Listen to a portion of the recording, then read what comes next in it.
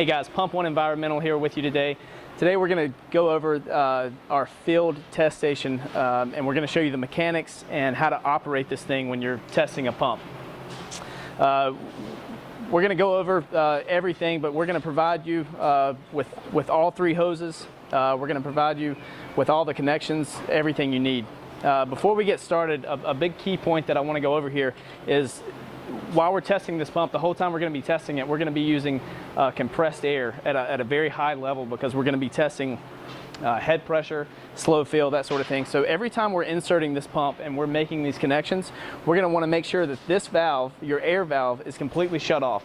And the same thing when you take your valve, when you take your pump back out, you want to make sure that this valve is completely closed off, and you also want to make sure that you have eye protection. That's just a very important part of this assembly. So let's go ahead and hook the pump up. And while he's hooking it up, so this is going to be where your air is coming in from your compressor, and this is going to be your isolation valve for that. You're going to have a head pressure valve here that we're going to test head pressure with. You're going to have a slow fill valve that we're going to test slow fill with, and then you're going to have your tank isolation valve. This really is irrelevant unless you're doing any kind of maintenance to your tank and you just need to isolate the liquid that's in your tank. So once we get everything hooked up,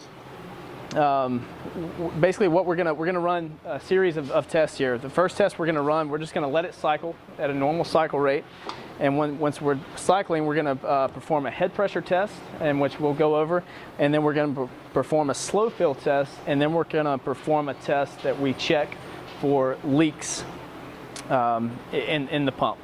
So let's go ahead and turn our air on, and when we turn our air on, we're just going to ease it on, and as you can see, the pump is going to pump. It's going to cycle normally, which it should, as long as it's functioning correctly.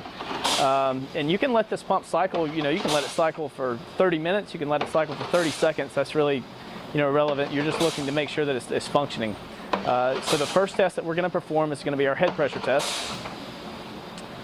And what we're looking for here is we're going to close this valve off.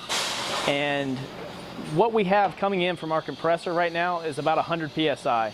It's great if you can achieve 100. If you can't, anywhere between 80 and 100 is okay.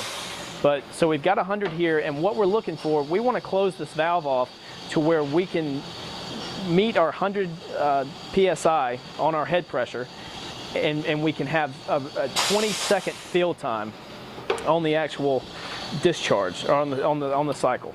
So it might take some tweaking, but you can kind of listen. The more you do it, the better you get at it. But you can kind of listen as it's just seeping through, and you're just looking for a 20-second cycle.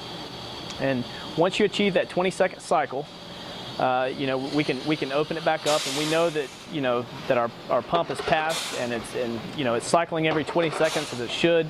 There's no red flags, so we can move on to our next test. So it's cycling normally now. The next test we're going to do is our slow fill test. Same concept here.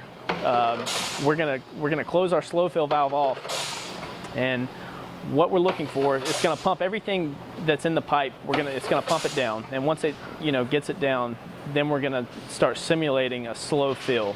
So if you could see in the pipe right now, the liquid is rising very slowly, and what we're looking for here is around a 15 to 20 second fill rate. Now, if it's more than 20 seconds, that's no big deal. The more you shut that valve off, obviously you can have it where it's just dripping in, and you can make it very slow. But what we're going to look for is if we can look over the top of this pipe, and we can see that our liquid has rised over the top of the head of the pump. We know that it's surpassed our trigger point, and we still have no actuation in the pump. It's basically the pump is stalled. So at that point, we know that one or two things has to be adjusted. It's either going to be the magnets, which are going to be related to the float, or it's going to be the rocker mechanism, and it's just going to have to be taken out, taken back on the workbench, and troubleshooted. So we can open this valve back up, and the pump will begin to cycle normally again.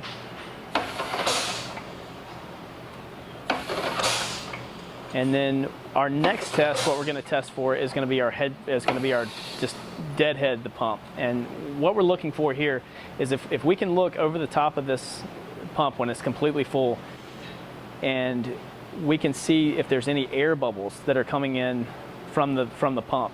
And if there are air bubbles, then we know we have air ingression, that the pump is leaking, basically. And what we can do, we can pull the pump up a little bit, and we can kind of look for, where are the bubbles coming from? Are they coming from the air in? Are they coming from the casing? Are they coming from the bottom check valve?